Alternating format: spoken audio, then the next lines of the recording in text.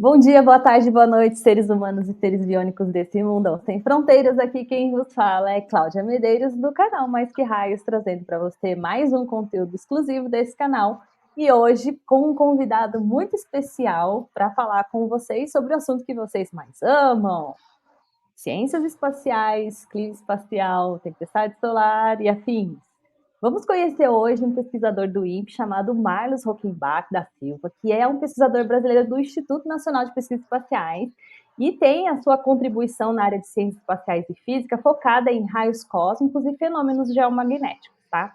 Ele é enganjado em projetos como do programa do NanoSat BR, que ele atua no desenvolvimento de CubeSats e na promoção de pesquisa espacial, formando profissionais também qualificados de todo o Brasil. E ele colabora com universidades como, por exemplo, a Universidade Federal de Santa Maria. E a pesquisa dele também é sobre tempestades geomagnéticas e estruturas interplanetárias e também o tal dos raios cósmicos, que a gente vai falar um pouquinho sobre eles hoje para vocês entenderem esses processos, né? Então, toda a contribuição do Marlos é mais nessa área, mas ele também é uma figura que ajuda bastante os alunos na área de pesquisa e ele vai contar para a gente um pouquinho sobre isso, tá? Ele é uma figura muito inspiradora na comunidade espacial, para mim ele é, e ele também vem contribuindo para o avanço científico e motivando futuras gerações de pesquisadores, e vocês vão saber por quê a partir de agora. Seja bem-vindo, Marlos, ao nosso canal. Estou bem feliz que você está aqui. E curiosa para saber mais sobre toda essa sua história dentro da pesquisa. Conta pra gente um pouquinho o que fez você, onde você ir parar aqui. Olá, Cláudia, obrigado pelo convite, participar do seu canal, né? Eu acompanho o seu canal, né? Te sigo aí vejo teu conteúdo é muito interessante, muito importante para a nossa comunidade, né? Para esclarecer algumas questões que surgem e que o pessoal fica em dúvida ou só ouve falar e expõe e não entende completamente como que é. Então, é muito importante um canal como o seu para tirar essas dúvidas e conversar com as pessoas e expor, né, realmente como que é o fenômeno, como que acontece, né, às vezes fica muito superficial. Bom, eu queria, bom, você perguntou como que eu cheguei aqui, né, eu vou dar uns passinhos para trás, então começar como que eu entrei na faculdade. Eu queria fazer engenharia, eu queria ser engenheiro mecânico, né, fiz vestibular, não passei, na Universidade Federal de Santa Maria, que você já citou. E aí eu pensei, não, vou fazer um curso onde eu consiga entrar de uma forma mais fácil, que a engenharia é muito concorrida, né? Aí a física surgiu, né, como uma forma mais fácil para entrar no vestibular, e aí depois eu poderia aproveitar as disciplinas da engenharia. Só que aí eu fui picado pelo mosquitinho da física, que você conhece muito bem, né? A física, ela é fascinante e inspiradora. E aí eu comecei, fiz os primeiros semestres, e aí eu desisti da engenharia e segui na física. E logo no segundo semestre da faculdade, eu conheci o Dr. Nelson Schuch, que era o coordenador da, do INPE lá em Santa Maria, né, que o INPE ele é espalhado pelo Brasil, tem uma das unidades em Santa Maria.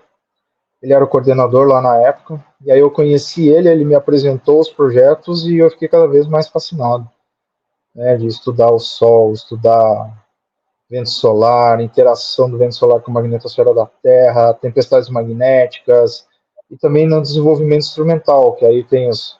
Agora é mais moderno os CubeSats, na época não tinha, né? Então na época era outro tipo de instrumentação, mais de radar, antenas, essas coisas, ele tinha um desenvolvimento também. E foi assim que eu cheguei até o INPE, através da unidade de Santa Maria. E aí eu fiz a faculdade de física, sou físico, depois eu fiz o mestrado e o doutorado no INPE, né, Geofísica Espacial, e depois que eu acabei o doutorado, eu fui trabalhar na Universidade do Vale do Paraíba, fui professor na Faculdade de Engenharia da Univap, aqui em São José dos Campos, né, uma universidade comunitária aqui da cidade, e trabalhava também no Instituto de Pesquisa e Desenvolvimento dessa mesma universidade, o IPID, também com pesquisa, porque lá tem um grupo muito forte também de física espacial, né, muitos, eu diria que 98% do pessoal de lá é oriundo do INPE também. Uhum. E, e depois eu fiz o concurso para o INPE, passei, hoje eu sou pesquisador, já estou há, olha só, exatamente 10 anos. Né? Mês passado Olha. fez 10 anos que eu entrei no INPE como pesquisador. E estamos aí, né? Agora contribuindo também na pós-graduação, né? Uhum. Como coordenador acadêmico do programa que eu fui formado, então isso me honra muito. Né? E é isso, é assim que eu cheguei aqui. Esse é, É isso, é em resumo, o caminho. muito legal ver a carreira sua, ver como que você se desenrolou. E realmente, quando a gente entra na física, a gente abandona a engenharia de vez.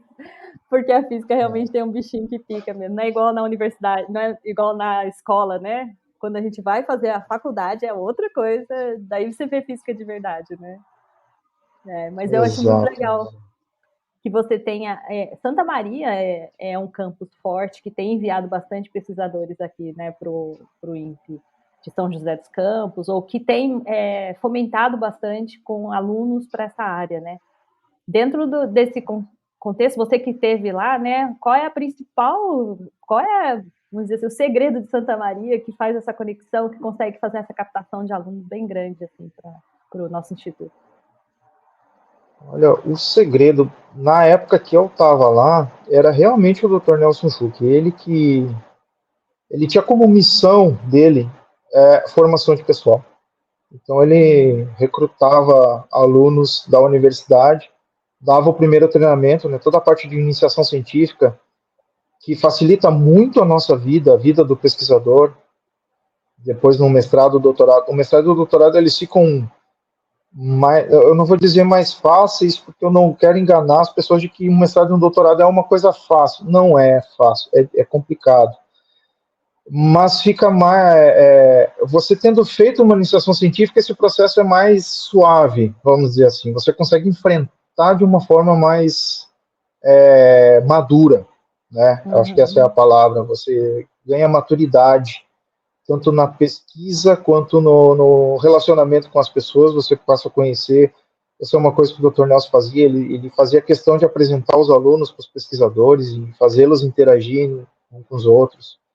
Né? Então, quando eu passei para o mestrado, eu já tinha o meu orientador, né, definido, que foi o Dr. Walter Gonzalez, né, que eu diria que é um dos principais pesquisadores na área de tempestades geomagnéticas, né, ele que Exato. ajudou, junto com o Bruce Surutani, a definir o índice, a Uhum. medir o nível ou o tamanho de uma tempestade magnética usando o índice DST. Né? Tive Uhum. a honra de ser orientado por ele no mestrado, por ele e pelo Dr. Ezequiel Ecker, né? Os dois orientadores do mestrado. O Dr. Walter com a parte mais da magnetosfera e tempestade magnética, o Ezequiel puxando mais a parte de raios cósmicos também, que eu diria que eu fui pioneiro também nessa área no INPE, porque não tinha essa Uhum. área de raios cósmicos, né? E, bom, eu acho que eu já posso falar disso aqui. Começar, Cláudia, dizendo que durante a minha iniciação científica em Santa Maria, um pesquisador japonês, Dr. Munakata, Kazuaki Munakata, entrou em contato com Ezequiel, exatamente, perguntando se ele conhecia algum sítio no Brasil para instalar um detetor de raios cósmicos. Né? E aí o Dr. Ezequiel entrou em contato com o Dr. Nelson, por conta de Santa Maria, lá em Santa Maria, próximo a Santa Maria, tem um observatório espacial, que é o Observatório Espacial de São Martinho da Serra, que é uma cidade vizinha de Santa Maria, e então foi definido que lá seria instalado esse detetor de raios cósmicos. É um detetor, na época era um protótipo, ele tinha 4 metros por 4 metros de lado, 4 por 4, em 2 camadas, né? E aí fazia a medição de raios cósmicos e aí eu comecei a trabalhar, eu ajudei a montar esse instrumento lá em São Martinho da Serra, né? Que ele tem uma camada de 5 centímetros de chumbo entre as 2 camadas, então eu tive que carregar as tijolinhos de chumbo, cada tijolo pesando uns 10 quilos mais ou menos. Então Eu faz vi parte as da ciência, fotinhas, pessoal. né? A ciência não é só de avental e fazendo Não. conta, não. Você tem que carregar tijolo de chumbo de vez em quando, apertar parafuso, ir para campo. Não é Exato. fácil, mas é muito divertido. Ô, Marlos, Então, antes de sim, seguir, só explica para o pessoal o que, que significa raios cósmicos, né? E qual a conexão que ele sim. tem com a geofísica, vamos dizer assim. Porque às vezes podem se misturar os fenômenos, e o Marlos acabou trabalhando com o ciclo solar inteiro, mas fala para a gente aí o que, que são esses raios cósmicos, né? E por que eles são importantes. Tá certo. Raio cósmico, apesar do nome ser raio, eles não são raios, né? Isso é Uhum. um erro histórico, que o nome foi dado antes mesmo de se saber exatamente o que era, mas por tradição continuou esse nome até hoje. São partículas, né? Partículas energéticas, uma energia que vai aí dos quiloeletronvolts até os, eu não vou saber dizer, mas é 10 elevado a 22 eletronvolts. Então, são energias extremamente altas. Eles são formados 90% por prótons, ou seja, são partículas positivamente carregadas, que são originários fora da galáxia, né? Tem o raio cósmico solar também, que é originado no Sol. Aí é o mais baixa energia, mega eletronvolts, tem origem solar. Alguns deles, não todos. Uhum. Mas os mais energéticos, esses que vão de gigaelectronvolt para cima, é tudo originado de fora da nossa galáxia. Né? Então eles entram e vêm de fora para dentro na heliosfera, que é essa região cujo domínio é do Sol, né? O campo magnético, o vento solar é quem domina. E essas partículas, então, elas sofrem influência dessa atividade solar, né? E também quando elas chegam próximo à Terra e entram, elas sofrem também influência do campo magnético da Terra. O campo magnético da Terra é muito importante, nos protege dessa radiação. Provavelmente a gente vai falar um pouquinho mais detalhes sobre essa proteção mais para Uhum. frente, mais relacionada a outro fenômeno. E, e também essa partícula, quando ela chega e encontra uma atmosfera densa, né, com muita quantidade de elementos, né, com o nitrogênio, o oxigênio e outros elementos, ela interage. E o raio cósmico ele chega com uma velocidade muito alta, a velocidade é próxima da luz, muito próxima da luz. Então a energia é muito alta. Então quando ele interage com os elementos da atmosfera, ele interage com o núcleo dos átomos, ocorrendo reações nucleares e quebras dessas partículas em partículas secundárias. Aí você tem formação de pions que decaem em muons, tem formação de kaons, de um monte de partículas que foram descobertas exatamente no estudo de raios cósmicos. Isso muito antes dos aceleradores de partículas existirem. Então, o maior detector de raios cósmicos que a gente tem é a própria Terra, né, junto com a atmosfera, que gera essas partículas, e a gente consegue estudá-las. E exatamente foi César Latz, se não me engano, que foi o primeiro a medir os pions, né? E deveria ter ganhado um prêmio Nobel por É, causa disso, mas infelizmente ele foi esquecido. Coisas que como muitos acontecem. brasileiros, é mais um brasileiro que nunca foi indicado para o Nobel. Exatamente. O grupo ganhou o prêmio Nobel, mas ele foi esquecido. Uhum. Mas acontece, né? Mas o mérito é dele, do César Latz, né? E então, ao estudar essas partículas aqui na superfície da Terra, a gente consegue ter uma ideia do que está acontecendo lá fora, lá no meio interplanetário.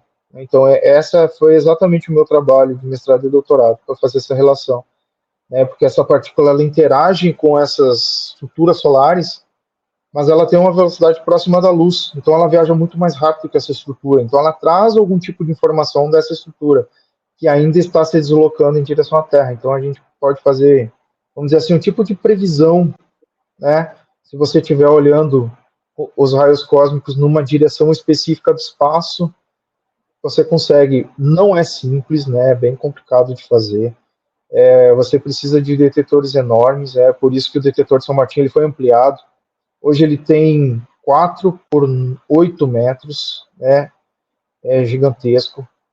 E ele atua em rede junto com outros 3 detetores, um que fica na cidade do Kuwait, fica em Hobart, na Austrália, e o principal deles, que é o primeiro instalado na década de 60, fica em Nagoya, no Japão. Então, esses 4 detetores, eles conseguem fazer uma cobertura global muito boa. Existem alguns buracos que a gente gostaria de tapar, instalando um detetor na África do Sul, e outro no México, ou nos Estados Unidos, ou talvez no Canadá, para fazer uma cobertura completa. Aí a gente teria uma previsão muito boa dessas estruturas. A estrutura que eu digo aí é uma CME, por exemplo, solar. Ó, esse daqui, só para vocês terem uma ideia, não sei se vocês está bem claro aqui, mas o Sol está aqui no centro e você tem vários planetas aqui, ó, tá vendo? Cada um desses, ó, Júpiter, Saturno, Urano, Pluto, que não é planeta, mas está aqui. Então, esses raios cósmicos, eles atravessam toda essa região aqui, olha, e uma parte deles chega na Terra. E aí o Miles tinha o desafio enorme de detectar esses nossos coleguinhas aí, viajantes do espaço, que trazem informação, então, do espaço e também desse meio que ele caminha, né? Porque nem tudo vai chegar aqui, e aí a gente precisa entender a importância, né, de, tipo assim, de fases e etapas que a gente está, e qual a interferência que elas têm nesses raios, que a gente podia falar radiação cósmica. Seria o nome melhor, radiação cósmica, do que raios cósmicos? Você acha? Não sei. Na literatura, eu acho que o nome seria partícula né? cósmica. Partícula cósmica, é como deveria Partícula cósmica seria o nome mais, vamos dizer assim, mais correto, pelo que ele é, né? Que são partículas. Mas está estabelecido na comunidade de raios cósmicos, isso não vai mudar. É, isso. E também, quando a gente precisa de referências dos anteriores, né, é melhor que não fique mudando muito, porque não atrapalha tudo na nossa cabeça. E você me disse que você fez esse experimento. E o nanosat, ele tem a ver com isso que você estava estudando, de raios cósmicos, ou não? É outra coisa totalmente diferente? Não, nanosat é outra história. É. Também eu entrei, assim, meio de lateral, assim, não trabalhei diretamente no projeto. Também esse projeto nanosat, iniciativa do Dr. Nelson Schuch lá no Sul, Santa Maria, né?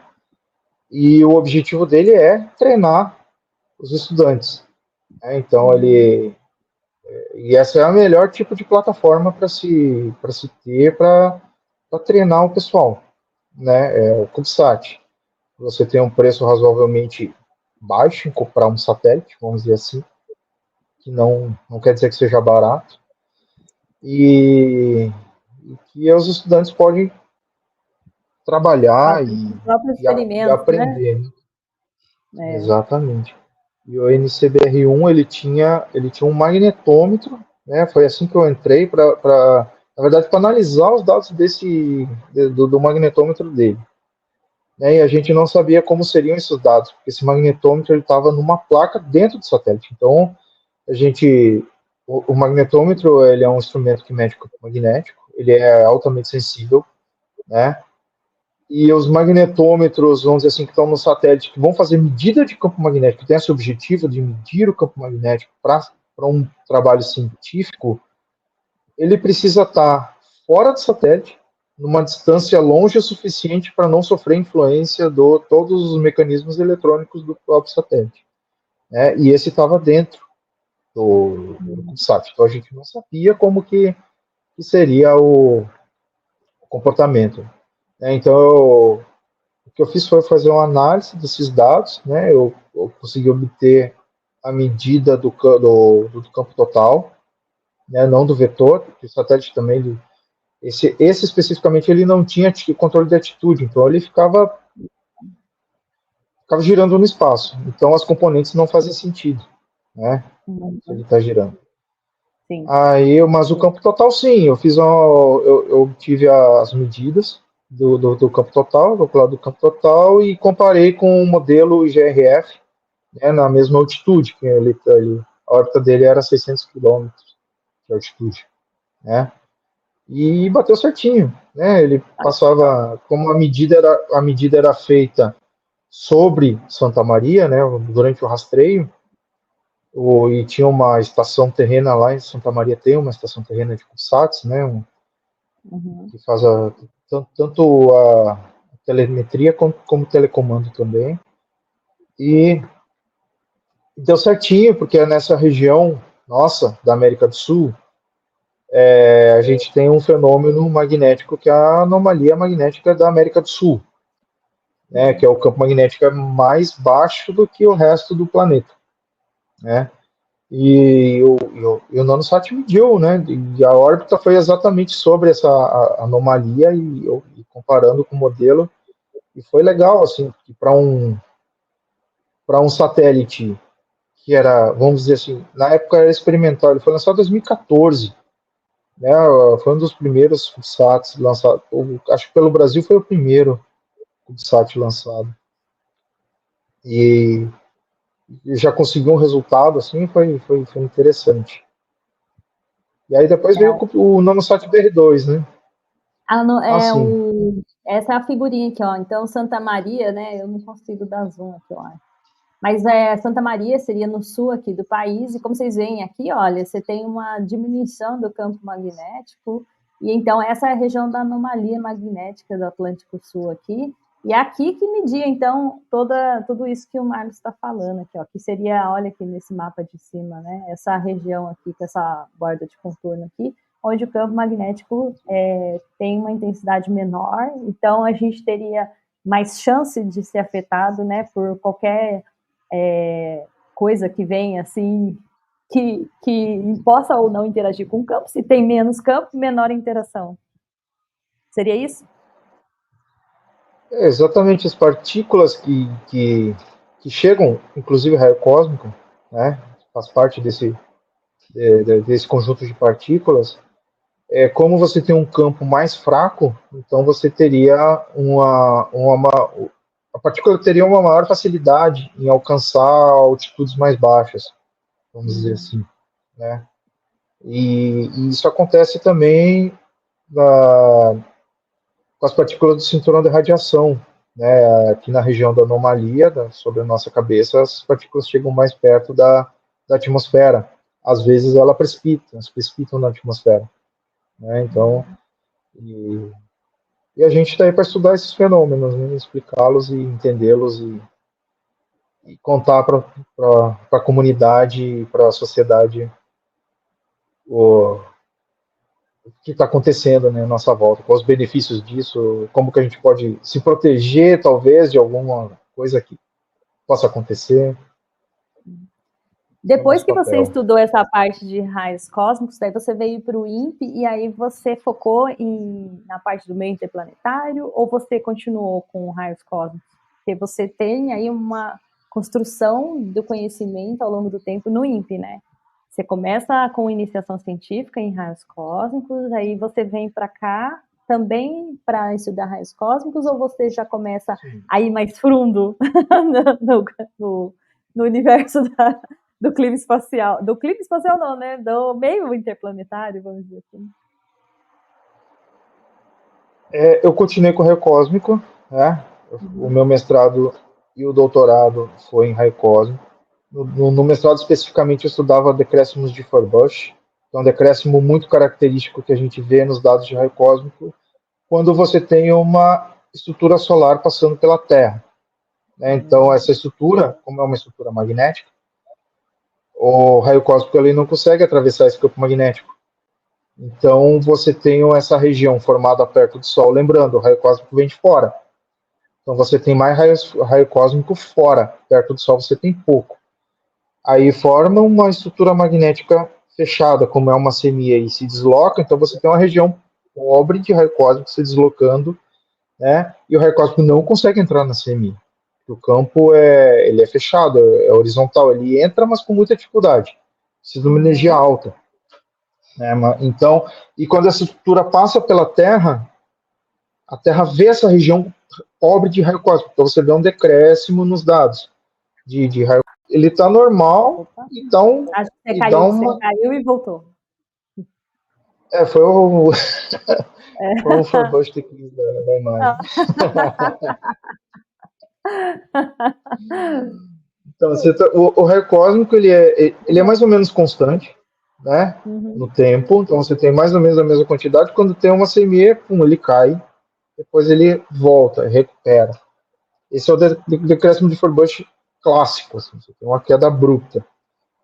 Eles estão mostrando, só para as pessoas verem assim, a CME, aqui você tem o campo magnético da Terra, e então toda essa estrutura que acaba vindo aqui, sendo defletida pelo campo magnético, é que atrapalha, então, esse raio cósmico de adentrar nessa região e caminhar junto com essa CME, vamos dizer assim?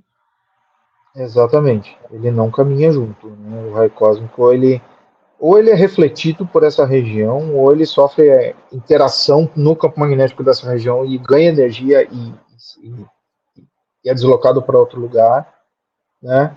Mas ele não consegue, ele tem muita dificuldade de entrar nessa região, então você tem esses decréscimos por causa disso, né?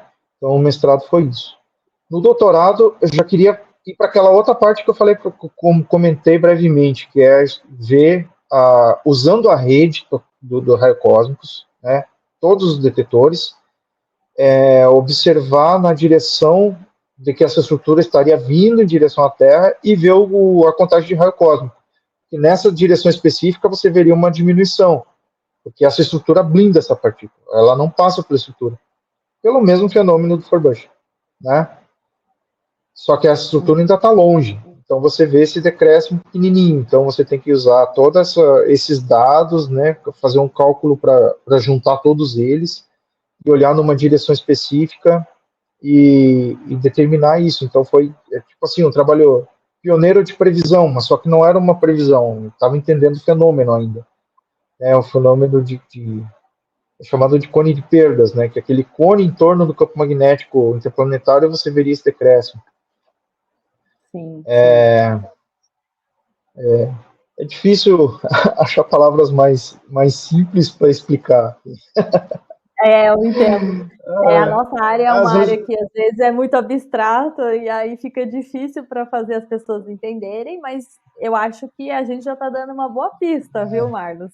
Eu acho que a gente está dando uma boa pista e aí também, né, os nossos seguidores aqui, eles podem também buscar um pouquinho mais de conhecer. A gente vai deixar depois algumas referências para vocês aqui na descrição.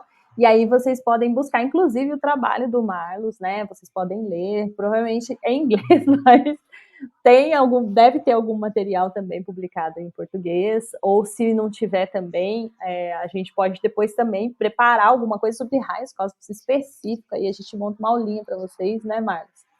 E aí vocês vão entender tudinho sobre raios cósmicos, mas raios cósmicos são um fenômeno importante, principalmente quando a gente quer conversar sobre tempestades solares, concorda, Marlos?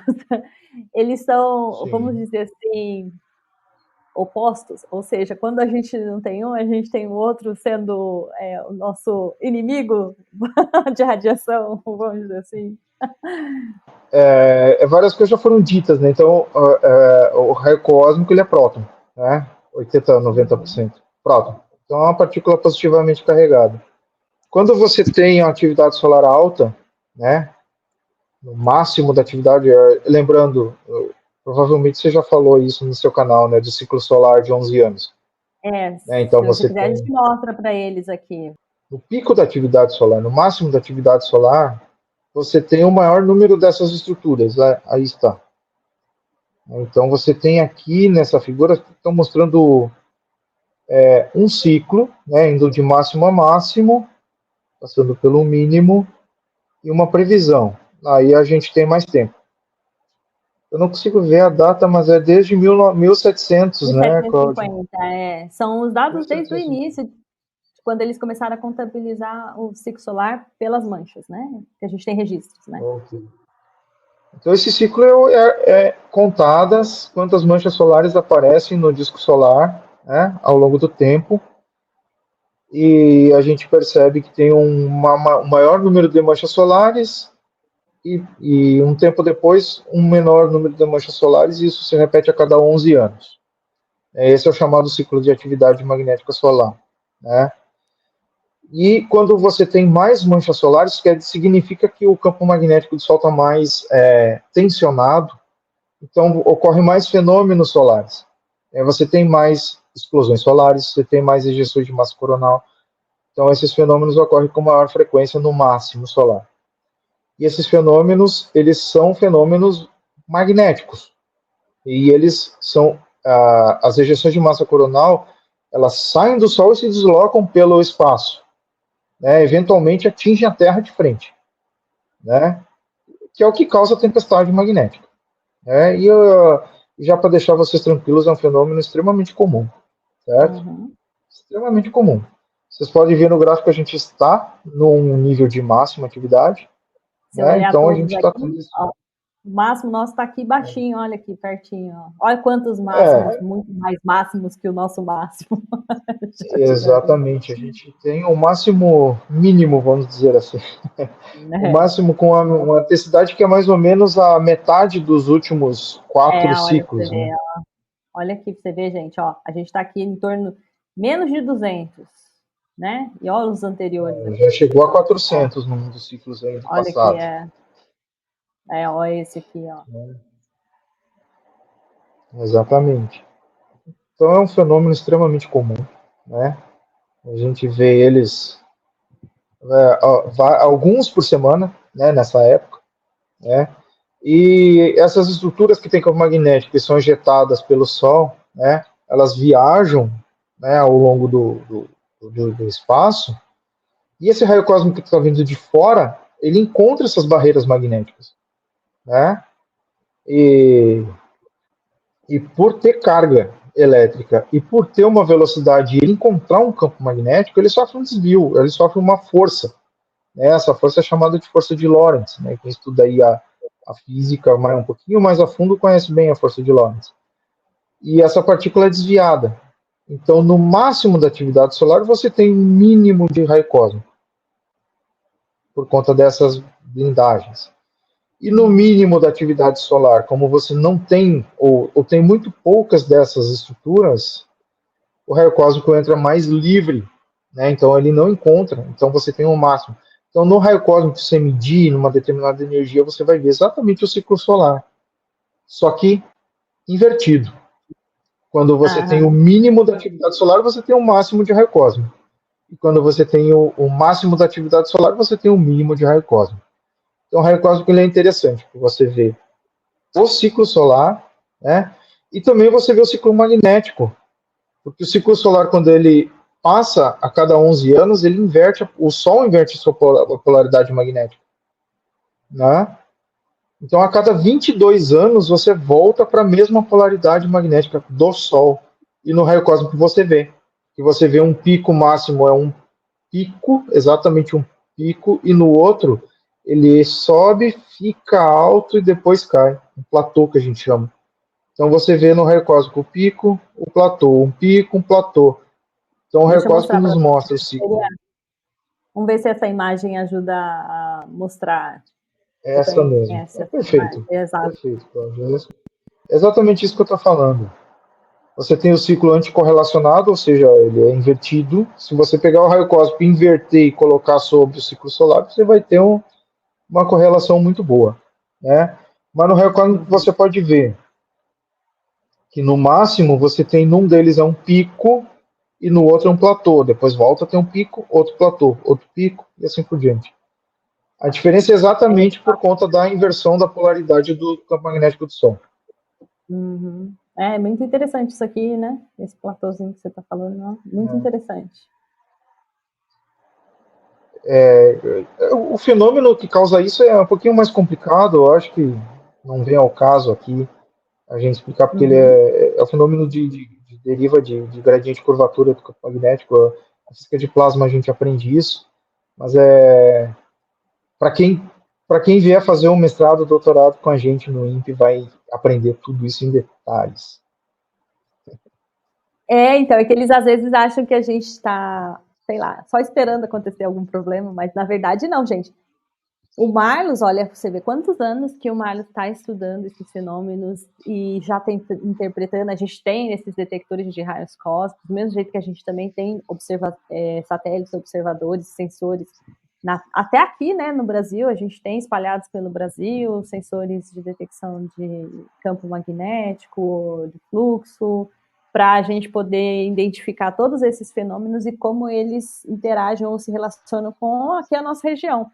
Porque uma coisa que às vezes as pessoas misturam também, mas é que às vezes as pessoas elas misturam assim, se o fenômeno acontecer, né, vai afetar a gente aqui, e não necessariamente uma tempestade solar ou um fenômeno afeta todas as regiões da mesma forma, né? Geralmente só as regiões mais vulneráveis e ainda assim sob certas circunstâncias, né?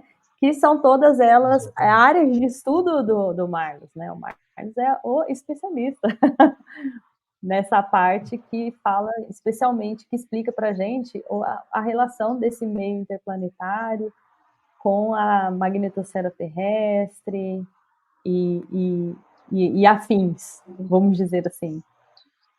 Exatamente, a gente tem satélites aí que estão em órbita, especialmente os satélites que têm o objetivo exatamente de estudar o meio interplanetário. O meio interplanetário é essa região de domínio do Sol, vamos, que o Sol domina, né? Todo o sistema solar está dentro do meio interplanetário, né? Uhum. Então, e quem controla toda a dinâmica das partículas e de tudo ali é o campo magnético do Sol, né? E existem satélites que têm o objetivo de estudar exatamente essa região próximo da Terra, logicamente, né? Eles estão localizados no ponto lagrangiano L1. O ponto lagrangiano é um ponto muito interessante, porque ele é o ponto que fica exatamente entre o Sol e a Terra, né? Na linha Sol-Terra, no ponto onde há um equilíbrio gravitacional, né? Você tem o vetor que puxa, vamos dizer assim, o corpo para o Sol, né? A gravidade para o Sol, e o vetor que puxa o corpo para a Terra, ele tem a mesma intensidade, né? Então tem um equilíbrio gravitacional. Então nesse ponto, o satélite ele nunca vai cair para o Sol e nunca vai cair para a Terra. Ele vai ficar sempre ali. Ele orbita esse ponto, né? Então ele está sempre na frente do Sol, né? A Terra faz a sua translação, ele vai junto, sempre olhando para o Sol, né? Então a gente tem o satélite ACE, que faz esse tipo de estudo, que mede todas essas grandezas que a gente estuda, né? Campo magnético, partículas do vento solar, partículas energéticas, né? Muitos parâmetros que a gente usa para estudar. Tem o satélite Discover, né, que foi lançado há menos tempo. O ACE já é um pouquinho mais antigo, então os dados dele já estão, os instrumentos já estão um pouco mais degradados, né?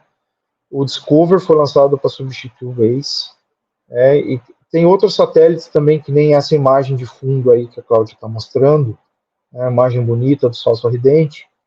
Ela é tomada pelo satélite SDO, né, Solar Dynamic Observatory. Ele não está no ponto lagrangiano, ele tem outra órbita. Vamos supor que a minha mão é a Terra, aqui, e vocês estão vendo aí, vocês são o Sol, né? E esse satélite ele faz uma órbita de 6 horas, que é em torno da Terra assim, desse jeito, sempre olhando para o Sol. Mas ele precisa, eventualmente, de manobras para evitar eclipse, né, ficar atrás da Terra e perder imagem. Então, eu diria que 90% do tempo ele está olhando para o Sol, né? Então, a gente tem imagens constantes do Sol. A gente está sempre olhando o Sol. E como o Sol é bonito, vocês podem ver nessa imagem, é maravilhoso, né? A gente toda hora está vendo. E se não for para estudar, é por curiosidade, para ver como está o Sol hoje, né? Então, não precisa se preocupar que sempre tem gente de olho no Sol, no que está acontecendo, e os fenômenos, e como a Cláudia falou também, às vezes acontece uma ejeção de massa coronal muito forte, muito intensa, mas ela não atinge a Terra, certo? Ou ela vai, o Sol está aqui, essa estrutura sai para o lado, ela não vem em direção à Terra, sai para o lado, sai para cima, ou vai para trás, né? Já aconteceu de uma ejeção ser uma das maiores já registradas, né? Só que ela foi para trás, não atingiu a Terra, né? E a gente acha uma pena isso, porque a gente queria ter esses dados para estudar a perturbação causada dessa estrutura aqui. Não se preocupem, não vai acontecer nada. nada catastrófico, não. Mas a gente vai ficar muito feliz em ter esses dados e fazer essa análise. Ô, Marlos, deixa eu colocar aqui uma imagem para você poder mostrar o que você estava falando sobre os satélites. Olha aí para você ver. Então, vocês estão vendo aqui, né, os satélites todos aqui, ó, que o Marlos falou. Ó, para você ver. Tá dando para ver aí, Marlos? Não sei se tá. Sim. Não sei se eu coloquei na tela. Coloquei, né? Tá bonitinho aí, certo? Tá, Então tá. Então, ó, gente, só para vocês verem, o Marlos falou, ó, o SDO aqui, ó, que são essas imagens lindas que a gente está falando, né?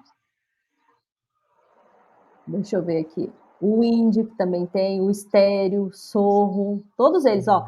E aí você tem regiões, por exemplo, tem satélites mais próximos à Terra e tem outros satélites em pontos estratégicos que estão aí numa posição em que eles ficam observando o Sol e eles estão diretamente aqui entre o Sol e a Terra, ó, gente. O tempo inteiro sendo observando tudo isso para dar informação para a gente aqui na Terra antes de que qualquer coisa que aconteça no Sol chegue aqui. Exatamente. Certo? E o raio cósmico nos ajuda ainda antes. Né?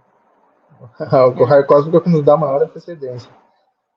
E Exato. outra coisa, você comentou agora dos satélites, e eu acabei me lembrando que a gente tem satélites muito interessantes, como, por exemplo, a Parker Solar Probe, que ela está fazendo uma órbita que cada vez que ela passa perto do Sol, ela está mais perto do Sol.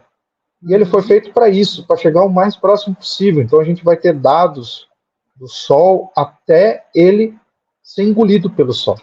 Então é um satélite fantástico. Outro que você mencionou, que eu acabei de me lembrar, foi o estéreo. Né? O estéreo também é muito interessante, porque ele segue a órbita da Terra. Né? Ele foi lançado da seguinte forma, né? Um para frente da Terra e outro para trás, na órbita da Terra. Então ele foi se afastando da Terra e a gente tinha imagem simultânea do Sol, um de cada satélite, só que de dois pontos de vista diferentes. Então foi possível fazer um imaginamento 3D dessas estruturas.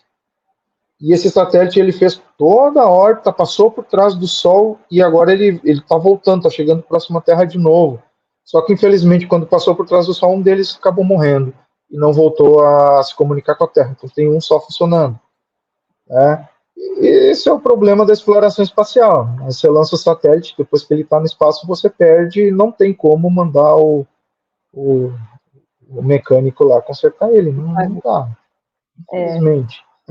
Mas, de qualquer forma, a gente aproveita enquanto eles estão lá para fazer o máximo possível de imagens e medidas para entender melhor como funciona o Sol e aí a gente poder fazer as nossas previsões aqui, né? A Alessandra, eu tive com a Alessandra aqui no canal, Marlos, na semana passada, se não me engano, na semana retrasada, e ela falou sobre isso, que parece que agora o GOES vai sair, porque o GOES é outro satélite, né, que está aqui mais perto, ele ajuda a gente a entender. Sai do Sol, passa lá pelo WACE, pelo WIND, pelo estéreo, passa pelo GOES, depois chega aqui na Terra, né, vamos dizer assim. E o GOES, ela falou que ele vai se dividir em duas missões agora. Uma que vai ficar só monitorando a Terra e uma que vai ficar ali monitorando as coisas do espaço, que a gente gosta, que, né, tem a ver com... Legal. E a gente tem expectativa um dia do Brasil também entrar nessa brincadeira, né, Marlos? Exatamente, temos sim, estamos trabalhando para isso. Esse é um outro projeto que tem no INPE, um projeto bastante inovador e ousado, que é fazer um telescópio de observação solar espacial. Né? Então a nossa ideia é fazer um telescópio com um espelho primário de 50 centímetros e apontar essa brincadeira para o Sol. Né? Então tem vários desafios aí. O primeiro deles é diminuir o calor e não quebrar o espelho. Esse é um dos desafios. Outro desafio é lançar um satélite que tem um espelho de 50 centímetros e esse espelho não quebrar no lançamento. Então é outro desafio. Então pode ver que a exploração espacial é de várias áreas, né? Não é específica de ciência. Você tem ciência, tem engenharia, tem desenvolvimento de materiais, tudo junto, trabalhando junto para seguir um objetivo específico que é entender os fenômenos que estão acontecendo à nossa volta, né? E esse satélite, a ideia dele, desse telescópio solar, é não só fazer essas imagens bonitas que a gente tem, mas também fazer imagem do campo magnético do Sol, né? Uhum. Que aí se utiliza um efeito quântico efeito Zeeman, né? Um pouquinho complexo de se obter o campo magnético, mas é possível. Já é feito. O próprio SDO tem esse tipo de dados. Só que num comprimento de onda específico. O que a gente quer é mudar o comprimento de onda para ver um pouquinho acima da fotosfera, né? Já na coroa, na base da coroa do Sol, né? Que o Sol, assim como a nossa atmosfera, ela tem várias camadas, né? A atmosfera, a superfície do Sol é considerada na fotosfera, né? Que é a camada que emite a maior parte da luz visível. Que vocês, como vocês todos sabem, o Sol não é sólido, ele é um plasma, um gás ionizado, né? Então, aonde que é emitida a luz visível, que é sensível aos nossos olhos, é a chamada de superfície, que é a fotosfera. Né? Essa Depois camada tem aqui. exatamente, tem as manchinhas solares ali, ó. E acima dela tem a cromosfera e depois dela tem a coroa. Então a ideia é exatamente entre cromosfera e coroa. Só que ainda não existe filtro para isso, né? Então tem desafio tecnológico também. Você tem um objetivo, que é fazer essa explicação, estudar nessa camada específica, mas para isso você precisa desenvolver o filtro, que não existe no mercado, né? Ninguém passa. Então a ideia é essa. Então a gente tem vários trabalhos em paralelo aí junto com o projeto do telescópio, que da parte de materiais, né? De cristais e filtros também para poder atingir esse objetivo, que é estudar o campo magnético na baixa coroa solar. E isso daí, ô Marlos, olha para você ver, gente. A gente vem falando aqui no canal, Marlos, também, sobre spin-in e spin-off do espaço, da exploração espacial. Como às vezes a gente vai desenvolver alguma coisa para estudar um fenômeno e a gente acaba descobrindo um material que acaba sendo útil aqui na Terra, ou às vezes a gente tem alguma coisa que é útil aqui na Terra e que a gente consegue implementar para resolver um problema, como a gente está tendo esse, né, com relação à observação do Sol. Né? Vídeo James Webb, né? O James Webb foi lá com aquele monte de espelho e logo no começo já não foi atingido por algum objeto lá, micrometeorito, sei lá o que foi. Então a gente tem todos esses desafios aí mas até a exploração espacial, não só a exploração espacial com relação ao homem ir para o espaço, mas por exemplo com relação à observação do Sol, que é um fenômeno que afeta diretamente a vida aqui na Terra. Ele também pode gerar spin-in e spin-off durante a investigação, né? Por isso que estudar o espaço não é só uma coisa, não é uma coisa assim que não tem valor, né? Ela tem um valor muito grande, tanto profissionalmente, estamos empregados, trabalhamos, né? Desenvolvemos coisas, mas também ajudamos a comunidade a ter uma sociedade mais segura com relação a esses eventos e também, às vezes, gerar subprodutos, né, do nosso trabalho que podem melhorar a vida das pessoas aqui na Terra. E como que está a sua pesquisa agora nos próximos passos? Então, só para complementar essa última fala, o próprio telefone smartphone é um spin-off da exploração espacial, né? As telas touchscreen, tudo isso vem da forno de micro-ondas, por exemplo, né? Tudo vem dessa parte da exploração espacial. Então é extremamente importante, né? E, bom, o meu trabalho agora, né, eu continuo trabalhando com essas pesquisas, só que num ritmo um pouco mais lento, né, que eu agora assumi a coordenação do programa de pós-graduação em Geofísica Espacial do INPE, então estou mais voltado na coordenação, né, na parte da pós-graduação, né, e estamos aí atrás de alunos, né, temos bastante projetos, os alunos podem se inscrever na nossa pós-graduação e vir estudar todos esses fenômenos com a gente, vai ser muito bom, né, ter mais pessoas aí estudando mais a fundo no nível de mestrado e doutorado sobre esses fenômenos, né. Então eu estou mais nessa parte administrativa, vamos dizer assim, da pesquisa, não menos importante, mas Não também é menos, não, super importante. extremamente importante, né? É que às vezes a gente pensa E, que a pesquisa é feita só do pesquisador, mas tem toda a infraestrutura para que isso funcione, né? exatamente, toda a cadeia que faz a roda girar, né? Exato. Há pouco tempo atrás eu assumi também a chefia de serviço de pós-graduação do INPE, então, que é o serviço de pós-graduação do INPE é o que faz a roda girar, né? Que faz os programas de pós-graduação girar, né? Então, toda a parte burocrática da pós-graduação fica com o serviço de pós-graduação. Então, eu pude ver exatamente isso que você comentou, né? Que é toda o mecanismo que tem ali por trás, que lá para o aluno que está fazendo o seu mestrado, doutorado, é invisível, né? Uhum. E às vezes ele xinga, pô, tá demorando para responder minha mensagem, que eu pedi uma declaração, não sei o quê. Mas isso acontece também. Mas é bastante trabalho, bastante coisa, e a ciência é assim, né? Você tem a parte prática ali do trabalho em si, mas também tem toda a parte burocrática e administrativa por trás para fazer as coisas funcionarem, né?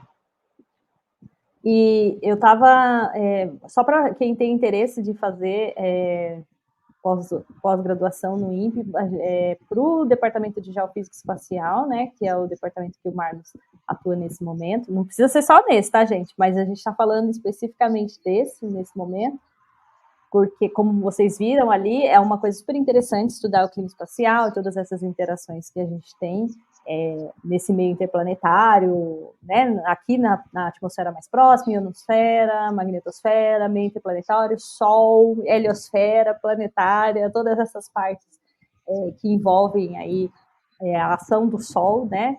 Mas geralmente a gente tem 3 períodos de inscrição, né? Então, tem um grupo que já começou agora em março, que é o primeiro período, né, do ano. Esse grupo fez inscrição no ano passado. Mas se você tiver aí num ponto de decidir fazer mestrado e doutorado, você tem a oportunidade ainda de fazer esse ano, né, Marlos? Tem ainda mais 2 Sim, períodos aí, né?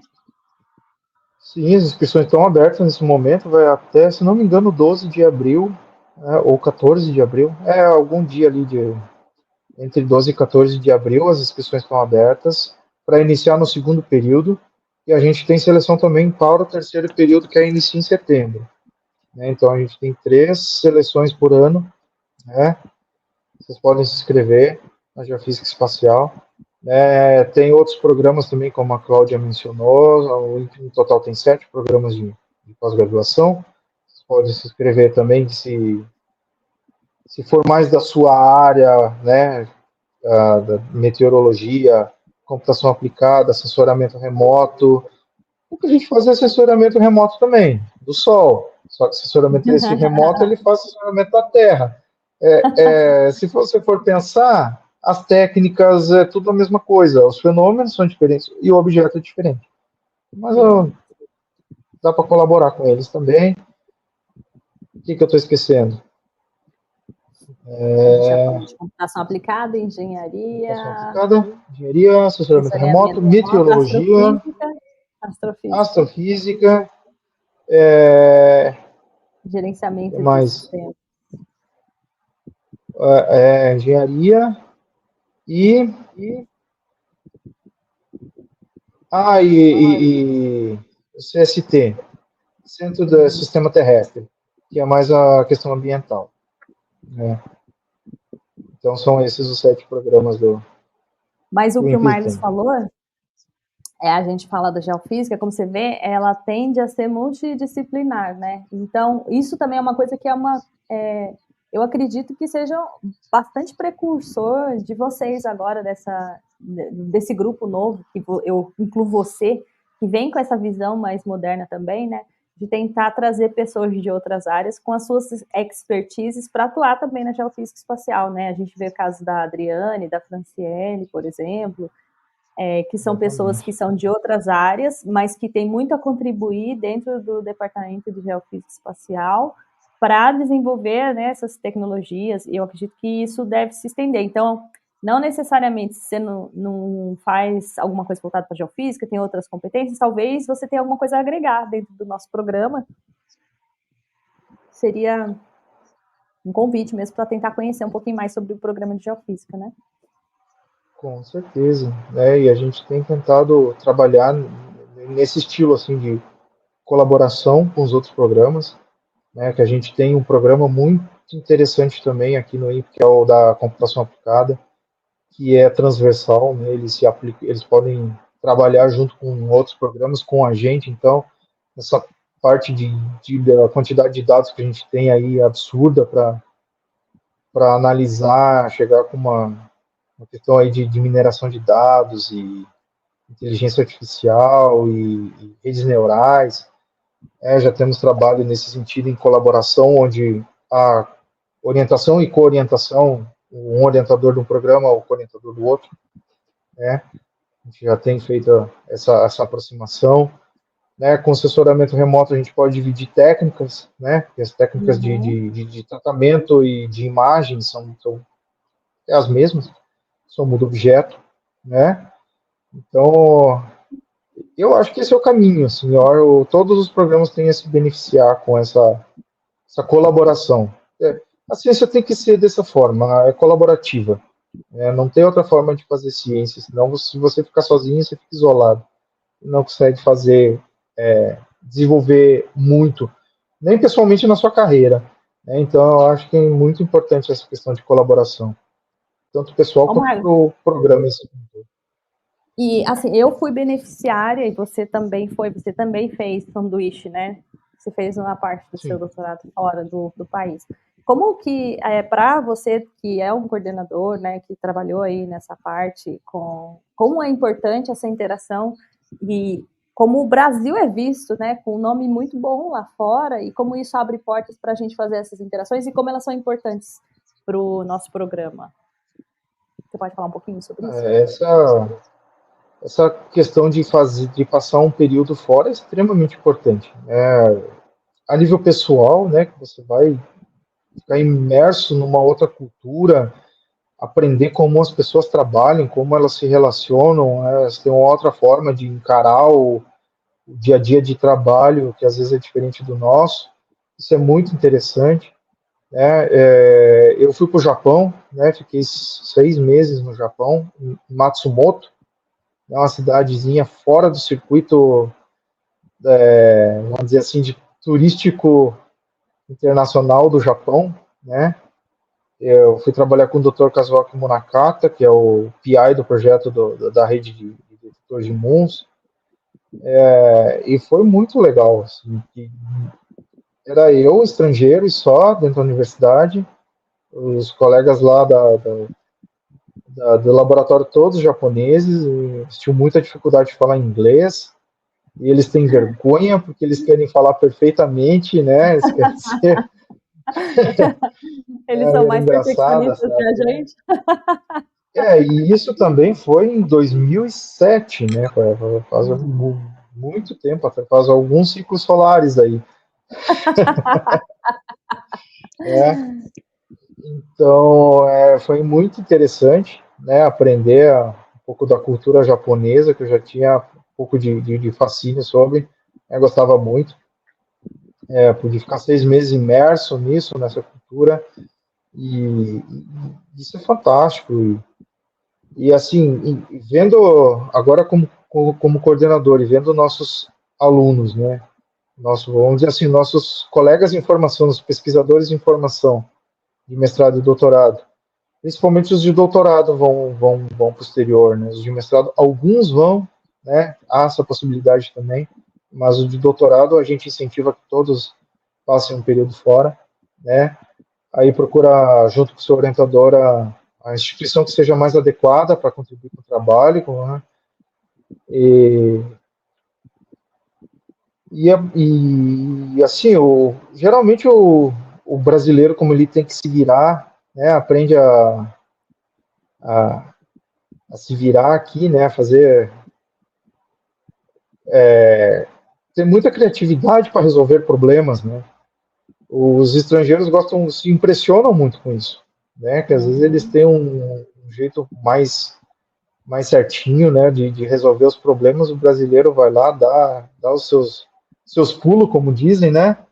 e resolve o problema de uma maneira muito mais simples que eles não pensaram, então eles adoram isso. O brasileiro é muito bem visto lá fora e a gente não deixa a desejar em nada, né? A gente tem muito aquele pensamento de vira-lata, né? Que os estrangeiros são melhores que a gente. Não, eles são iguais a gente, são pessoas exatamente iguais a nós, né? Têm os mesmos problemas, têm as mesmas aptidões e, e colaborando junto, todo mundo se beneficia.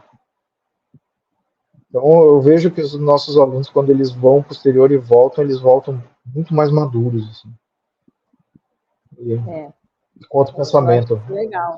É isso mesmo, gente. E a gente, eu vou usar um agente, porque eu também sou funcionária do INPE, então eu considero que eu sou a colega de trabalho do Marlos, e a gente a gente gosta muito de receber pessoas novas, e principalmente pessoas assim que estão trazendo até às vezes coisas diferentes para a gente pensar. Eu acho que isso também é importante, né? Eles trazem às vezes, nossa, mas eu queria estudar Marte, por exemplo. Tem gente que estuda Marte. A gente pode, se a gente não tiver o conhecimento, a gente consegue enganjar você e conectar você com pessoas, porque essa conexão o INPE tem, e é uma coisa importante que o INPE conserve isso. E o Marlos é uma pessoa super esforçada nesse sentido de garantir e continuar trazendo essas conexões para a comunidade. Você também faz parte da SBGEA? Exatamente. Atualmente eu estou na minha segunda gestão como presidente da SBGE. A SBGE é a Sociedade Brasileira de Geofísica Espacial e Aeronomia, né? É uma sociedade pequena, né? Comparada com outras que existem aí, como a SBPC, por exemplo, né? Mas a gente consegue reunir as pessoas dessa área de geofísica espacial e aeronomia e o objetivo principal da sociedade é fazer a nossa reunião, né, bianual. A gente tem conseguido manter essa reunião aí a cada 2 anos para juntar as pessoas e discutir os últimos avanços aí da geofísica espacial, então é muito interessante. E a gente tem também trazido pessoas de fora, né, apesar de ser uma sociedade brasileira, a gente tem no nosso comitê científico pessoas de bastante importância, tanto na América Latina como fora, né, pesquisadores aí de renome que fazem parte do nosso comitê científico e a gente tem trabalhado aí para manter a, as pessoas unidas, vamos dizer assim, e a cada 2 anos se reunir e dividir seus trabalhos e se reunir para conversar também, né? E muitos são colegas que fizeram mestrado, doutorado com a gente, mas estão em outras instituições, né? A gente tem colegas espalhados, temos no Rio Grande do Sul, no Paraná, tem vários no Nordeste do Brasil, né? Principalmente em Campina Grande, tem várias pessoas lá. A gente tem pessoal também na região norte, em Tocantins, né? E a gente se reúne aí, ó. Eu digo que a nossa sociedade é mais uma reunião de amigos, né, do que qualquer outra coisa. É muito legal. Mas isso tudo é muito importante. E você, eu não quero te prender mais, porque eu sei que você tem mais coisa para fazer na sua vida do que ficar respondendo todas as minhas 1000 perguntas, porque eu, se deixar, eu te prendo aqui, tá? Mas você tem algum aconselhamento para um jovem que está querendo entrar nessa carreira? E também algum conselho final? Bom, antes de qualquer coisa, assim, para dizer para a pessoa que queira vir para fazer mestrado ou doutorado, eu já aproveito para fazer o convite para todos o pessoal aqui que assiste o canal da Cláudia, ou Mais Que Raios, que o INPE está aberto a visitas. Qualquer um pode entrar no site do INPE e agendar sua visita. Você pode escolher lá, clica lá no Clima Espacial e você vai lá ver o que a gente faz, né? Vai nos conhecer lá pessoalmente. E, geralmente é nós mesmos, pesquisadores, que recebem as visitas, né? Escolas, nível primário, secundário, ensino fundamental 1, fundamental 2, ensino médio, faculdade, quem quiser, cidadão comum, qualquer um, família, junta a família, vem para São José dos Campos, faça a visita no INPE. Né? A gente recebe visitas assim. E e para quem quiser vir fazer mestrado e doutorado, né, o conselho seria procura pelos pesquisadores do INPE, né? Converse com eles. Eles já podem dar um direcionamento para vocês e, e talvez conseguir algum tipo de iniciação científica, alguma coisa, para já iniciar desde já, que você está na graduação, né? Já pode iniciar a trabalhar, interagir com os pesquisadores, né? Para quando chegar no mestrado, doutorado, você já está por dentro de todos os jargões, né, da área e ficar mais fácil o seu caminho. Então, Marlos, eu só queria... ficou travada a minha imagem por um tempo aí, não tem problema. Eu só quero fazer um bate rápido com você aqui, fazer umas perguntas assim, pegar você de surpresa, quero ver sua resposta para gente. Sou ruim nisso, hein? Não é não, é coisa simples. Se você não quiser responder, você pode falar assim, não responderei. Mas são coisas simples, tá? Me conte aí um sonho que você tenha. Sonho que eu tenho é ter mais condições de conseguir trazer mais pessoas para fazer pós-graduação, mestrado e doutorado com bolsas e com emprego depois que todo mundo estiver titulado. Eu acho que esse é o meu principal, né, nessa questão de trabalho, assim, que eu gostaria de ter. Assim. Bastante bolsa, bastante gente e emprego para todo mundo. Muito bom. E você tem, assim, um livro ou um filme que você gosta bastante, que você gostaria de recomendar para os nossos seguidores? Olha, essa é difícil, assim, que ultimamente eu tenho ido muito pro lado da... Só trabalhar. Também, o trabalho atropela bastante, né? Às vezes tem demandas assim que é para ontem e aí a gente fica sem tempo até de se coçar. Mas eu tenho ido muito mais para... Eu tenho lido bastante coisa de filosofia, né? E filosofia tem que gostar para ler, assim. Né? Seria interessante aumentar o estudo filosófico, né, principalmente nas escolas primárias, assim, seria fundamental, né, até para a gente expandir a nossa capacidade aí de pensamento e até para ter condições de você ver as coisas, questionar, né, ir atrás da resposta, que é basicamente o que o cientista faz, né? O cientista é cético, né? Ele questiona aquelas coisas que estão estabelecidas e pergunta, mas não concordo muito com isso. E aí vai atrás da resposta e aí às vezes encontra uma outra resposta, às vezes não encontra, né? Faz parte. E eu acho que a gente está precisando desse pensamento crítico, assim, de você ouvir as coisas e ficar, será mesmo que é isso? Ir atrás e achar e você formular a sua opinião sobre essa questão, assim, não só passar adiante a opinião que te apresenta. Então, eu acho que eu fugi um pouco da pergunta, né, mas... Não, tudo mas eu acho bem, que eu não tenho, assim. Não, tudo bem, porque eu acho que você já deu uma pista aí para as pessoas, né? Filosofia é importante para um pesquisador. Eu acho que isso é uma coisa importante. Filosofia é importante. Porque às vezes as pessoas desvalorizam, isso aí é só ficar... Não, isso daí estimula o pensamento crítico, né? E que é uma coisa que a gente precisa, e exploratório, né? Eu acho que é isso mesmo. Exatamente. E você iria, assim, numa viagem espacial para... Vou colocar suborbital, estação espacial, Lua, Marte. Eu iria, certamente. Iria até onde? Até onde você seria capaz de ir? Eu iria aí na Dragon aí, eu vou ficar uns 3 dias em órbita, é fácil. É claro que depois dos filhos a gente fica com medo, né? O medo aumenta, mas eu iria assim.